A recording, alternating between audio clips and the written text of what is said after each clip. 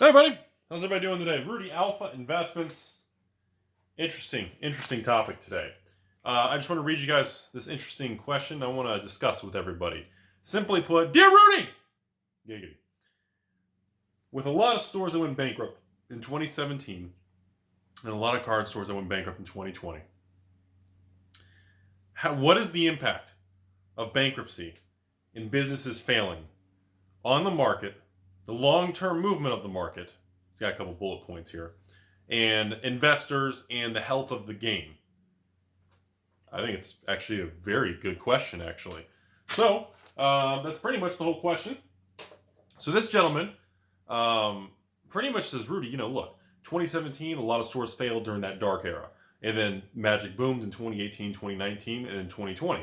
Now 2020, mid to late 2020 hit, and a lot of the card stores and LGSs around the country, they were forced to close, and literally a third of them never even reopened because of overhead and cost accruing and just building up the bills. They couldn't just get out from underneath the weight of the debt and the bills that had piled up. So this comes up quite a bit.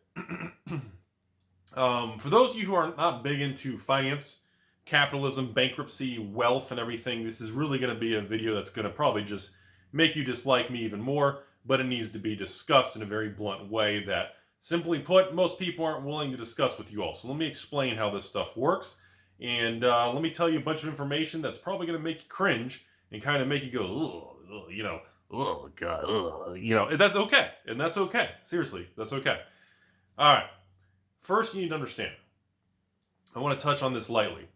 Whenever we go through cycles, business cycles, ups, booms, busts, first we need to understand capitalism tends to operate in a boom and bust type of cyclical motion, which means every 3, 5, 8, 10, 20, 50 years we go through this. We have waves, and as we go up and down these curves, businesses tend to really thrive, and then when you go on the downward momentum of the curve, businesses tend to get clobbered and annihilated, especially when they're using my favorite word in the English language, leverage. Because remember, you cannot become wealthy in the world without leverage.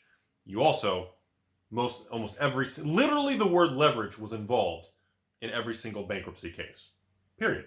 Why? Because to be bankrupt means you owe more money than the assets you have. In order to get in that situation, you had to pretty much take on money from other people or other sources or other institutions. That's leverage. So, whenever we go through these business cycles, it doesn't create wealth. It doesn't destroy wealth. It transfers wealth.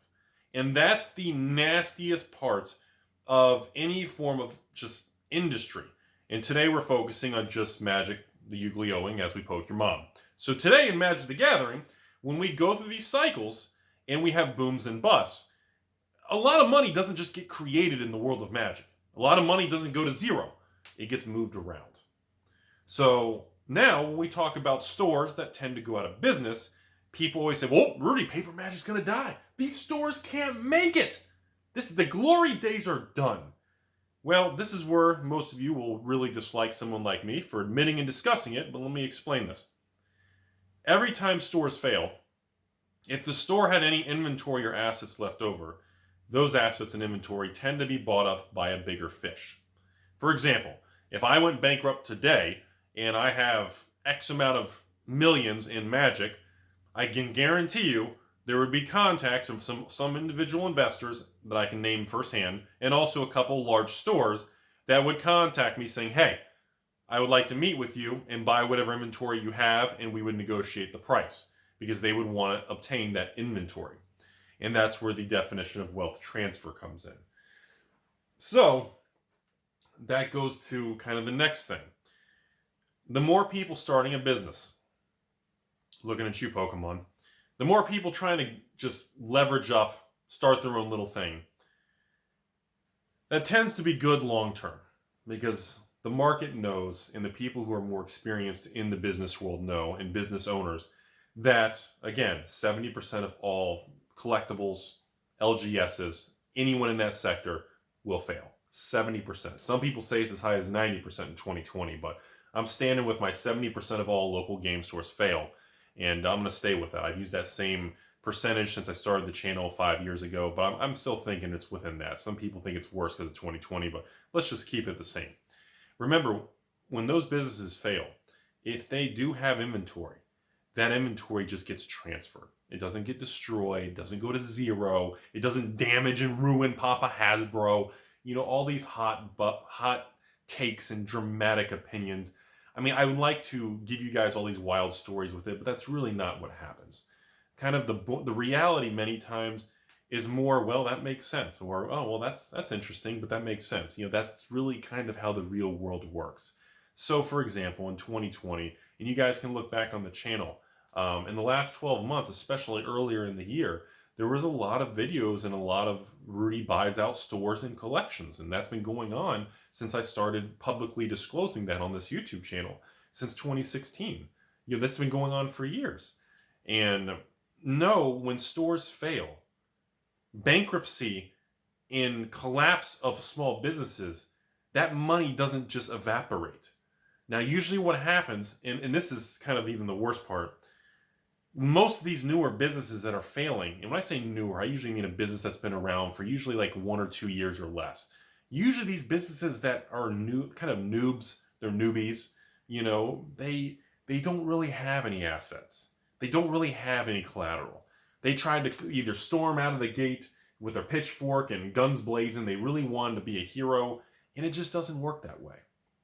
This stuff, as we've talked about, it takes a very long time to pretty much build something in the collectible world.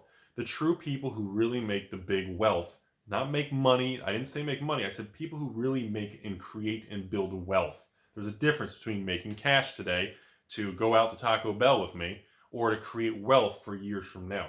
The wealth takes literally, it just takes a minimum of 10 years.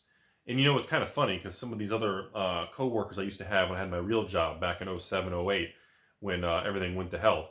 One of the individuals that actually came down from New York to Florida that I worked with for about 6 months, he actually said to me, remember, Rudy, it actually takes 2 generations of successful people in a row to create a very wealthy family tree. And I was like, really? He said, now, of course, there's always outliers, but that's the historical average of 2 generations to actually have a wealthy family line without actually doing something that's world-altering or world-changing, just being a normal worker and saving. And I said, well, that always stuck with me. I thought it was kind of weird. Because if you go back, like we've talked about on this channel, the age-old joke in the LGS store owner industry is, since you really don't have a 401k and a company matching, there's 2 ways to do it in the collectible world, which you should be doing both if you're a store owner. One is you're accruing inventory as the years go by. And that inventory that's left over in all these releases and products that you were a part of almost becomes an extension of yourself. And you guys see that a lot on this channel with me. I don't look at a box of Ultimate Masters like many of you do. I look at it as, oh man, you guys remember when I started doing the Ultimate Masters bingo and I made all the Rudy's X and Rudy's hairy arm jokes, and that was part of what created the extension of that product to me. That's why that product became special to me, because it was a very fun part of my life doing those videos with all of you. It was a great time. And so as a store owner, you build your own nest egg by accruing inventory that ages in the world of Magic or Pokemon, and that becomes your retirement package. I know it's silly, make fun of me all you want, but I know I can know. There's one gentleman particularly in North Florida, I don't want to call him out or anything, but he's had his LGS here in North Florida, and real nice guy, consider him a friend, real nice individual. Been doing this since like literally the late 80s, early 90s. Mostly in sports cards, but then kind of converted to gaming and sports. And he has accrued so much inventory since the beginning of Magic, all the way through to sports. He's literally made millions in just accrued value of inventory that's just been left over, that he's only paid pennies on the dollar for. And that's a great example of somebody who's stuck with something for 30 years and actually accrued their own nest egg from just being in the industry and managing the business in a very conservative, prudent way. Keeping positions in products, making sure your cash is still going for each new product, but still making sure you don't wipe everything out for the past. You have to, it's a fine balancing act that very few people can do. And that goes back to why I talked to you all about the importance of having capital for running and opening a business. You have to have a tremendous amount of cash. If you don't, again, if you don't have that cash, you have no way to build your business and climb those steps up.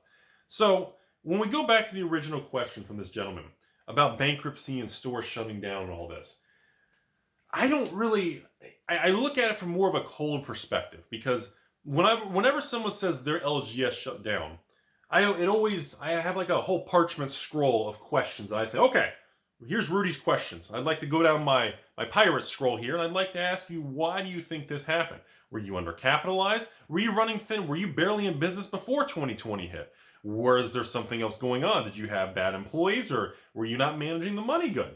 Maybe you were located in a bad area. Maybe your business model was skewed, or you didn't have enough product. What was going on? Because historically, from what I've learned in 2008 and 2020, is that usually downturns kind of expose the bad businesses that were already doing bad. Now, you always do have some exclusions. Again, I'm talking about the majority of the bell curve. Don't pick on a particular example. But the majority of the bell curve of those restaurants, or those retail stores, or those LGSs, or those, drive-through whatever, or those service businesses, most of the businesses that usually get pushed over the edge are usually businesses that were already on the downward trajectory. They were already on a downward trend. They were struggling. And then an economic or a global event comes along and just is kind of the tipping point, right? Right? Where's my book? Way back there, behind the dark. The Tipping Point. Good read, by the way, for any of you out there. So when we talk about bankruptcies and stores shutting down, the biggest thing I see nowadays is the stores that are closing are all newer pop-up stores that don't even really have inventory. I had an individual contacting me recently, a couple months ago, not that recent, and in like central Florida-ish, kind of Sanford, kind of Melbourne, Florida area, a little bit south from where I am, from the North Florida, Jacksonville, St. Augustine area. And that gentleman was closing his business that he was only open for he opened in 2019, then 2020 hit, and he just got clobbered. But he also only opened the business, when I talked to him, he only opened it with like $10,000.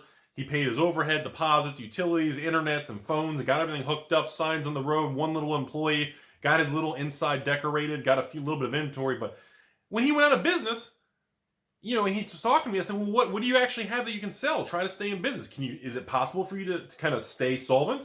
And he's like, well, Rudy, no. I said, well, what magic do you have? What sealed product? What singles? What do you have? What's your inventory?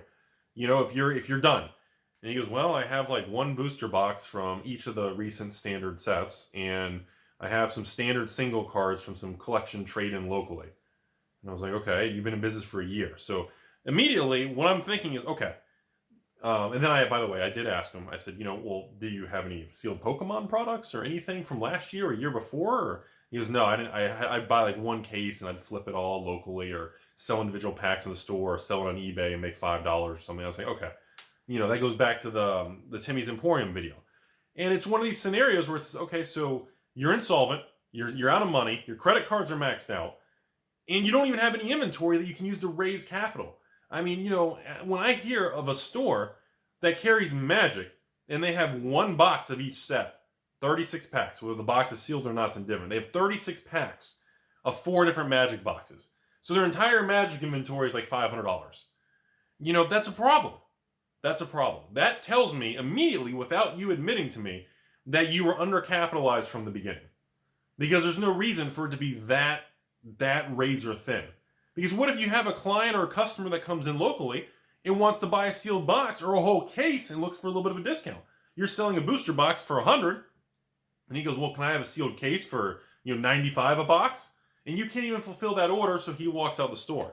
It's one of those type of scenarios where the nasty reality, everybody, is most stores that are actually going out of business don't really have a lot of sealed or actual inventory from the collectible world that actually has value from Pokemon or Magic the Gathering. I'm not going to mention any other card games like Force of Will or Flesh and Blood 2 New, or Buddy Fight or Weiss or things like that. Those kind of things, the single card market, you pretty much have to sell them online for the single cards. Now you can sell sealed boxes and packs locally, but again, we're talking very small amounts of money. So So back to the original question from this video from 10-15 minutes ago about what is the impact of these bankruptcies? Is this really bad for Magic? Well, I actually don't think it is. I've been trying to slowly give everyone my opinion. The nasty reality and the truth is, I think we're just going through a major evolution right now. No pun intended with Pokemon. We're going through big shifts in the business model. Papa Hasbro Wizards with the Amazon and selling direct with Secret Lairs and Amazon. Things are evolving. Now, the established players who've had stores for a long time and have built up tremendous inventory, and they've got 6 figures in the bank, they've got literally 7 figures worth of inventory, it really doesn't matter what happened to those individuals. I mean, it's kind of one of those things where, I remember somebody asked me about a year ago in one of my Q&As, which, by the way, 300,000 subscribers coming up. We'll do another Q&A. I had an individual ask me, he says, Rudy, what if Wizards got so angry with you, they banned you, they got rid of you in Magic? I said, honestly, and some people may actually like to hear this, especially patrons. Honestly, if Wizards had fully shut me down, which I thought there was going to be a time in 2017 when I was very aggressive towards them that they were going to do that. If that actually happened, I would literally just pivot the entire business model to just selling out of print stuff. I even thought about, in the future, I could sell out of print, one out of print box every month. Like if a box of Avacyn Restored is $300 a box, I would, instead of offering a standard box each month, I could say, well, every patron's allowed to buy 1 box of Avacyn Restored for the month, and you get $50 off. I could just pivot the business model. That is something I had already thought about and engineered and designed many years ago when those were my concerns. And that's one of the reasons my inventory is so massive, because there were times I was building for something bad to happen. That's kind of a strange way to look at it, but it's kind of is what it is. So when you deal with larger entities that have large amounts of inventory, they don't really have the concerns. I don't really have that concern because I've already got so much inventory, and these other ABU games and Star Cities and Channel Snowballs and all these huge card castles and all the ones I'm missing. I mean, these guys all have so much stuff in inventory and single cards already. I mean, they probably just lay off some employees and just keep the business going for years. So, the point is, bankruptcy is a nasty word, and businesses closing is kind of a nasty, uncomfortable thing. But for the health of like a card game, it really isn't going to impact stuff. Like I discussed in another video, which hopefully went live already, we've learned anything in 2020, we've learned that really, professional and, MPL or not WPL, MPL events and Pro Tours and Magic Fest and GPs, we've all learned that Papa Hasbro and Wizards and Magic operates just fine with none of it. And that's a very big eye-opener for Wizards and Papa Hasbro. I'm telling you all. That's a huge eye-opener. And, and I think it's just we're so wired to think, well, bankruptcy is such a dark, sharp, painful word. It's really part of the business cycle. Kind of the natural cycle of life in economics is allowing businesses to fail, which is why the concept of too big to fail with governments and banks and certain conglomerates in the world, looking at you like GEs and Bank of Americas and, airlines, and, there are certain institutions. That's why the term too big to fail is dangerous, because, to have a proper functioning ecosystem, failure needs to be embraced in part of the system. It's okay for some of you out there watching me right now and thinking you're going through some tough stuff, you've lost this, you've lost that, but you have to remember, it is extraordinarily important to go through losses and problems, because that's what pushes you, remolds your personality and your outlook on life, and that's what enables you to actually build something better and be more successful. If I didn't go through half the failures I went through in my early 20s and when I was younger, there's no way I'd have the motivation and work ethic to do what I do today. I had to get annihilated 4 times over. I had to lose everything in 2008. I had to go through that.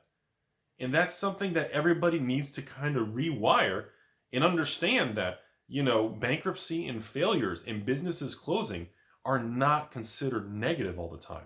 It may be an emotional kind of sad thing to witness, especially when it connects to families or friends or other businesses. But, you can't let that skew your perspective of the greater good of the economy of Magic, because I don't think it's going to impact that at all. I think it's healthy. And I think that's going to stay just fine. There's nothing wrong with that, everybody. Seriously.